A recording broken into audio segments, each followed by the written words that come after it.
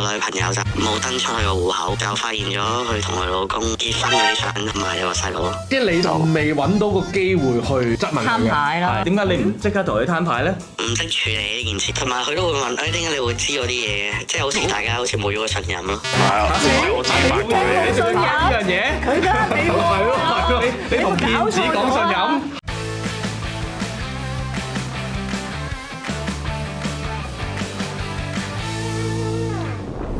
大家好，今日嘅嘉賓有唐詩詠，我哋又見面啦。其實我哋咧前兩日先見完面，前兩日咧其實一出街唔日啦。前兩日咧我 exactly 就行100公里麥徑全走，咁啊咁啱咧我係喺大霧山我行咗20幾個鐘，跟住我頂唔順我要瞓10分鐘，我一擘大眼就見到唐詩詠有位靚女同我打招呼。喺個車上邊，其實我開頭我都唔知係你嘅，因為我啱啱瞓醒咋。我知道啊。跟住講兩句之後，原來唐詩詠嚟嘅。咁你咁啱就同啲朋友嚟行山，就係前幾日先見完。可能大家覺得我同你好似風馬牛不相及，但其實我哋都識地嘅。因為我哋嘅戲劇老師就係殷永培啦。而咁啱你今日宣傳嘅妻迷都係佢做導演啦。咁另外就係咧，我啊成日幫點滴是生命做嘢啦，你又係成日幫佢手啦。咁你知道我同 Terry 去土耳其行100公里籌錢，你就即刻捐錢啦，所以我要喺度當面多謝你先。哇，真係！我想講下我對你嘅認識先啦。我覺得你係一個好天使系嘅小女孩。的神，你覺得係咪？即係好乖咯，係好似好未不受污染嘅一個，我仲要有禮貌啦。即係好似如果我唔小心講咗句粗口，我都覺得好似褻瀆咁。同埋係小女孩喎，佢唔係女仔唔係女人喎，係小女孩，因為好純啊。現實生活裏邊，其實我嘅經歷都幾豐富嘅。有冇啲經歷逼到你要成長咧？咁總有嘅，即係譬如媽媽唔喺度啊，離開咗啊。咁譬如愛情就係以前就真係淨係諗對面嗰個人諗咩嘅啫。係啦，總之佢想做咩咧，我都淨係想滿足佢。咁而家就係會滿足自己咯。我成日都俾人蝦㗎，但係咧我會忍嘅。係啊，因為我會覺得，我應該未足夠可以話到事。但其實佢係已經有呢個能力啦，佢就係呢種乖啦。係，所以其實咁又係，應該唔講啊，即係鬧翻。所以其實同你拍拖係開心。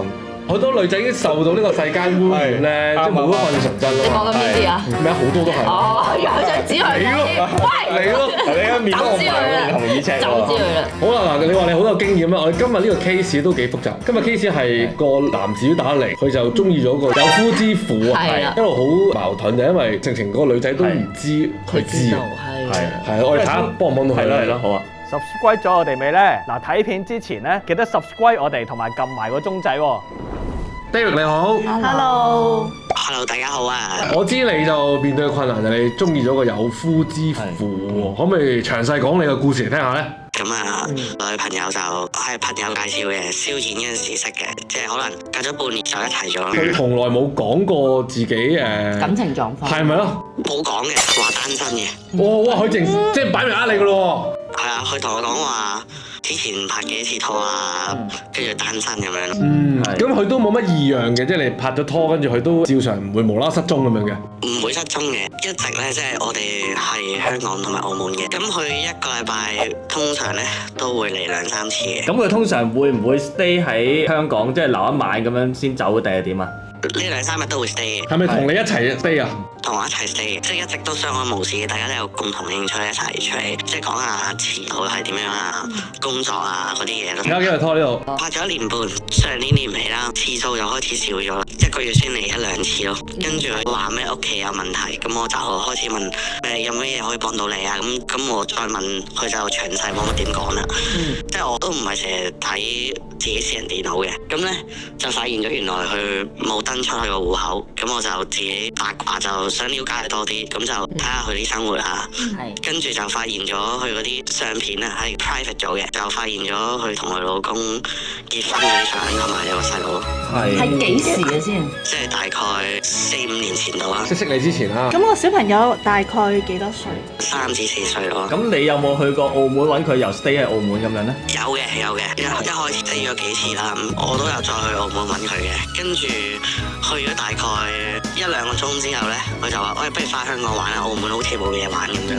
喂，你搭個幾鐘頭去澳門，跟住佢話叫你翻香港玩咗幾多百家樂，啱啱上癮㗎嘛。但係因為可能驚踢爆啊，因為我諗澳門唔係好大，好似撞到。你見到佢個電腦有啲家庭照啦，你當時有咩感受？即係好驚訝，唔識處理呢件事，即係估唔到係咁樣咯。唔係，其實我覺得如果又話有個男朋友咧，都接受到，老公同個小朋友，仲要個小朋友，即係我會諗，究竟係咪真係有夫之婦先？佢有冇做一齊先？呢個好緊要喎。你後尾有冇發掘呢個答案咧？佢哋仲有聯絡嘅，即係仲會喺 IG 嗰度咧 share 嗰啲 views，即係嗰啲飲食啊嗰啲咁樣咯，即係有可能有即係佢老公攬埋一齊咁樣咯。係，即係好明顯㗎啦，都即係其實佢嘅關係係冇變到嘅。你點？因為佢有結婚相嘅。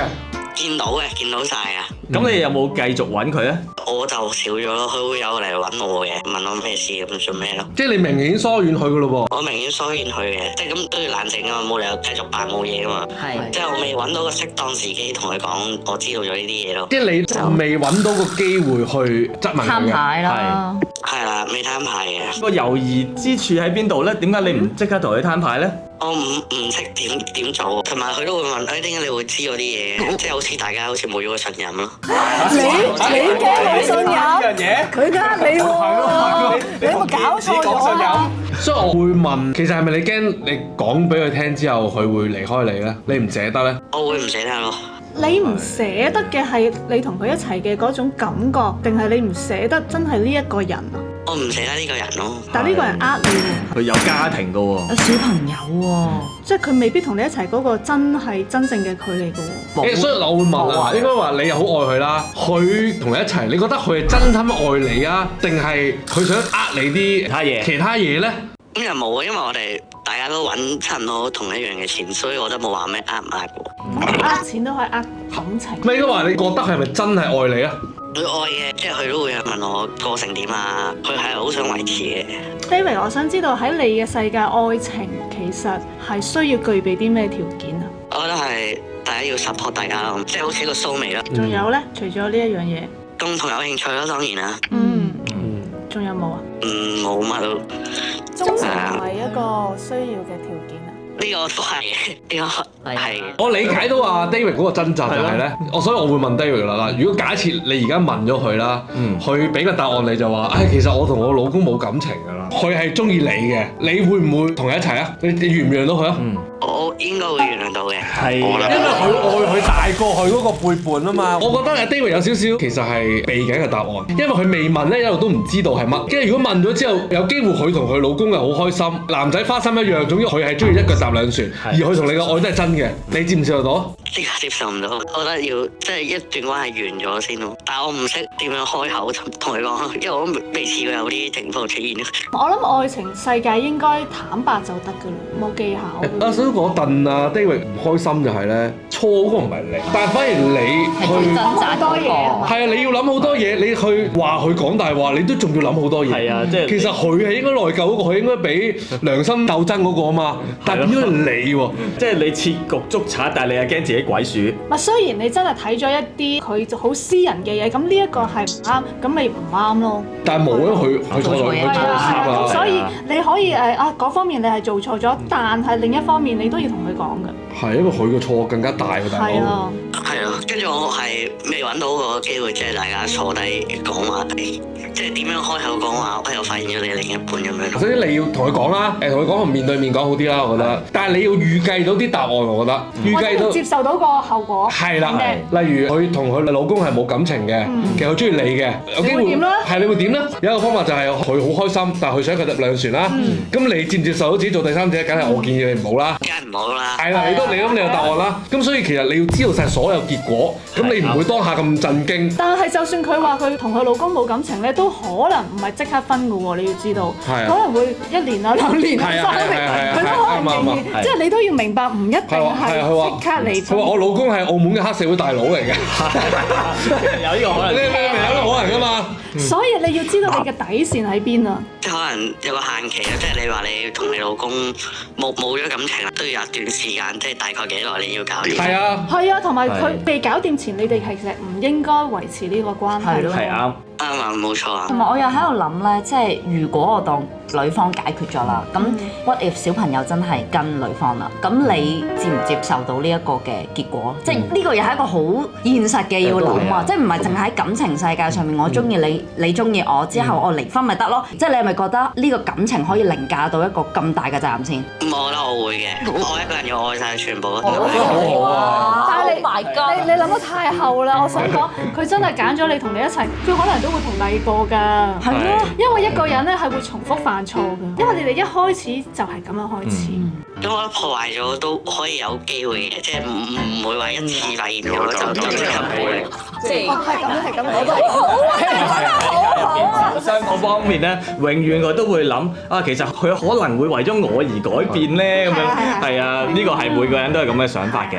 但係我係即係咩都好，我覺得你要愛自己多啲嚇。我會啊，我會。我咪唔好心軟咯。如果佢話我會同嗰個男人離婚㗎啦，最尾磨一路都唔離婚咧，咁你就要唔好心軟啦。係啊，同埋唔好人哋攬住你啊，講兩句你就覺得哎呀好啦David 實我愛你啊，係我唔愛佢啊，係咪啊？你唔好心軟。咁所以其實我覺得打電話係啱，即係唔可以面對等面哦，一陣都冇啊，我好愛你啊，咁就大鑊啦，你就大鑊啦睇嘢㗎啦。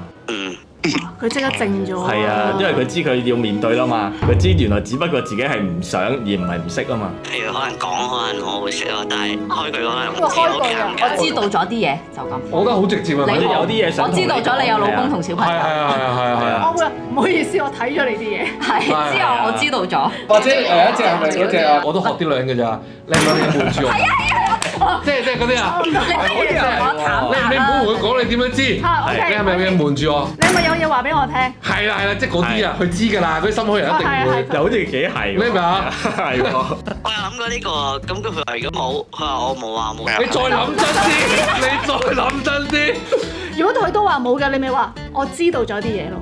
咁佢就一定知道你知㗎啦。係啊，然後佢問你乜嘢，你咪直接講咯。係啊，小朋友咁樣。係啊，因為可能真係誤會嚟嘅啫嘛，真係契哥嚟嘅，真係可以有誤會啊真係。但係佢覺得係佢老公。唔係因為嗰個結婚相問題。係咯，又可能離咗婚之後同個老公關係好好，仲會 send IG。所以你了解咗咩事先？無限嘅可以，所以就要問咯，就要問佢啦。但係你了解得嚟，佢講咩你信曬喎？係啊，即係可能你有 discount 啊，佢講啲嘢。同埋佢你，同埋佢願意將你擺喺個咁嘅位置嘅人都唔係對你好啦。我係想繼續維持嘅。係啊，唔唔好諗到咁係。係啊，你睇佢俾咩答案你先？唔係啊，其實你一路同我哋講你好決絕啊！如果唔會同我邊分手咧，我一定接受唔到啦。跟住你轉個頭就話，其實我都好愛佢，即係你有少少兩擺啦已經，你已經唔清醒啦少。同埋咧，如果已經大家清楚之後，你自己係第三者，你都仍然落去咧，錯嗰個就係你㗎啦，就唔係佢啦。會啊，我有諗過呢樣嘢啊，係啊，即係如果我繼續同我老公，我會離開啦，因為我係破壞緊人哋啲嘢。咁得啦，你知就好啊，你記住啊，你記住呢句啊，企穩啲你個宗旨啊。如果你真係愛一個人，有時候唔一定係一齊嘅，我覺得。係啊，啱真係嘅，即係你可能你都會俾一個空間佢，佢未搞掂佢自己嘅嘢先。因為愛而分手都可以。啱啊，你講得出咗度啊。我覺得你哋你而家大條道理啊，你好，你哋好啲，好似你教我哋咁樣啊，冇人鬧，好似你教我哋啊嘛。女仔我呢位我哋明白㗎啦，呢位人受教。超好人黐線。如果你想請槍揾人鬧佢咧，可以DM 我幫。係啊，你澳門識人啊？嗱位，你澳門識啲人啊？唔識我隔住我驚俾人斬。係咯，勇敢啲咯，同佢講咯，好啦。加油！好嘅，我同你講。係啊，唔好等啦。好嘅，多謝你哋，拜拜。拜拜。拜。睇完之後有咩諗法？點樣點醒佢啊？係未必會醒嘅一次。係啊，因為喺一段關係入邊咧，通常嗰個人咧，即係旁觀者都係清嘅，入邊嗰個咧係講到好多嘢啊！我應該點做點做？啲道理佢明白晒㗎。係啦，但係佢做唔到㗎，因為愛情就係麻木㗎。係啊，因為佢嗰個迷失咧係有畫面嘅，即係直情我哋聽到都好似見到佢好似兜嚟兜去咁樣，係啊。即係可能佢要多1年時間，佢先至會再清醒啲咯。時間咯，都係睇下時間啦，冇辦法嘅。好啦，我哋講翻正經嘢啦。你嚟宣傳你嘅舞台劇妻迷啦。喂，有咩人腳咧？講乜嘢嘅咧？同埋你哋可能識嘅，有話朱謙啦，識啊，合作過，超正，大佬，係咪做你戲裡面嘅老公？哇！精彩精彩。有6號，啊都識嘅，識嘅。佢就係前度。哦，佢做戲嘅，我以為佢唱歌添。係都有。哇！正。咁你講咩嘅咧個劇？其實有啲似頭先嗰個男仔嗰種執迷嘅。係。有陣時候咧，一個人咧喺個世界入邊咧太執着一啲嘢時候咧，佢都係會 lost 咗。咁呢個就係講個妻子就係佢好想生小朋友啦。咁但係我哋唔係真係淨係除咗講生仔之外，其實係點樣對抗一個命運咯。即係命運俾你係咁樣，但係我唔贊同，我唔服氣，我要對抗佢，咁佢就會不停好努力去嘗試。但係去到最後咧，即係太執迷時候咧，就會摧毀晒身邊所有人。係啊。同埋個劇本都犀利，係一個經典嘅劇本嚟㗎嘛，係咪？一個西班牙經典嘅，係好犀利㗎，係啊，8年㗎啦已經。同埋最勁嘅有殷詠培導演啦，品質保證，一定好睇。係啦，同埋我哋加入咗好多西班牙嘅元素其實，咁所以係會有啲藝術成分啦，跟住又有一啲好現代嘅嘢啦，咁樣，所以係即係我而家排緊嘅時候，我都 feel 到哇，即係好唔同啊，同我當初睇嘅時候。即係好多新嘅嘗試咁樣。咁幾號？6月27去到7月6號，咁頭嗰幾場都冇晒㗎啦。係，仲有少少啦。咁大家記睇就真係唔好走寶啦。係啊，繼續睇啊，真係會走寶㗎。好啦，咁啊大家記住支持買飛。好，咁啊感謝你解答得好細心，即係都話係天使係嘅。佢有種溫柔啊，拖住。哎呀，你哋全部勁溫柔，因為其實咧，如果唔係你喺度咧，我打人啦。即係希望佢醒下。但係你嗰種循善誘都係另一種方法，對佢嚟講係有用啲嘅。所以係多謝你，多謝你。Thank you，好，咁你好，拜拜。拜拜。